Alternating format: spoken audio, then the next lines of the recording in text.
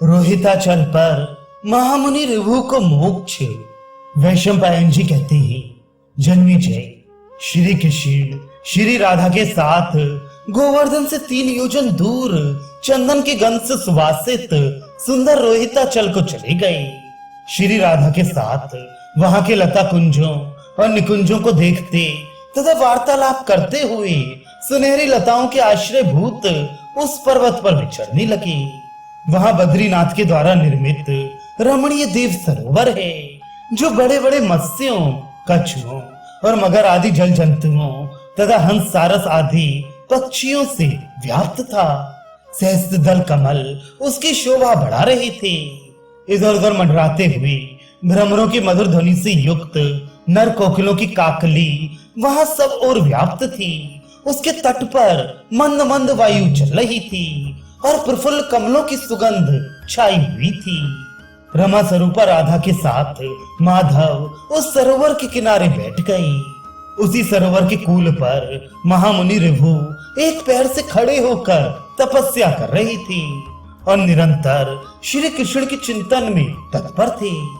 60,000 वर्षों से वे निराहार और निर्जल रहकर शांत भाव से तपस्या में लगे थे। श्री कृष्ण ने उन्हें देखा। राधा ने उन्हें देखकर मुस्कुराते हुए पूछा, ये कौन है? माधव बोले, प्रिय, इनका महात्म्य बढ़ाओ, ये भक्त हैं, इन महामुनि की भक्ति देखो। कहकर श्री कृष्ण ने हे ऋभु ये नाम लेकर उच्च स्वर से पुकारा, किंतु उन्होंने उनका वे शुभ वचन नहीं सुना, क्योंकि वे ध्यान की चरम अवस्था समाधि में पहुंच गए थे। तब श्री हरि उस समय मुनि के हृदय से तत्काल तिरोहित हो गए। श्री हरि को ध्यान से निर्गत होने के कारण न देखकर मुनींद्र ऋभु अत्यंत विस्मित हो गए।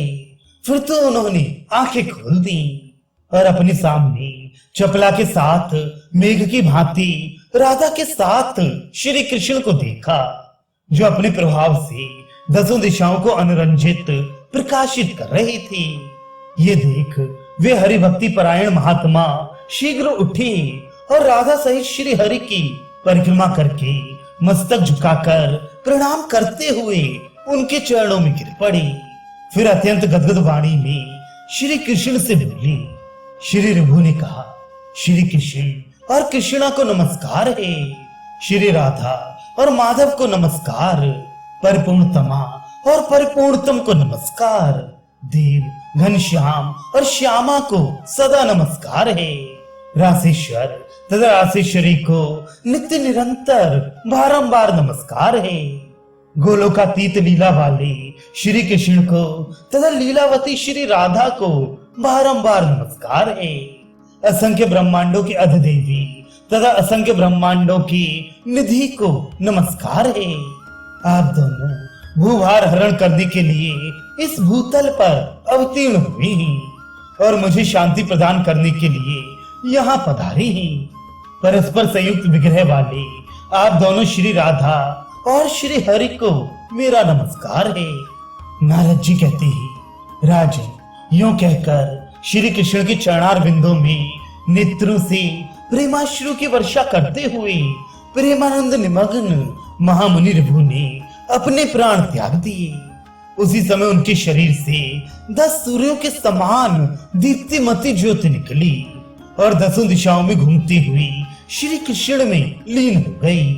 अपने भक्त की ये प्रेम लक्षणा भक्ति देखकर श्री कृष्ण ने अपने नेत्रों से आनंद के अश्रु बहाते हुए बड़े प्रेम से उनका नाम लेकर पुकारा।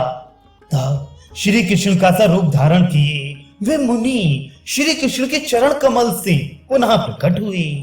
उस समय उनका सौंदर्य कोटि कोटि कंदर्पों को तिरस्कृत कर रहा था और वे विनय से सिर झुकाए हुए खड़ी थी।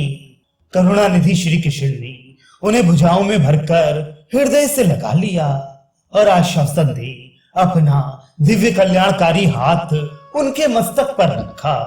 मिथिलेश्वर तत्पश्चात श्री कृष्ण और श्री राधा की परिक्रमा करके उन्हें प्रणाम कर मुनिवर ऋभु एक मनोहर विमान पर आरूढ़ हो अपनी तेज से संपूर्ण दिशाओं को प्रकाशित करते हुए गोलोक धाम को चले गए।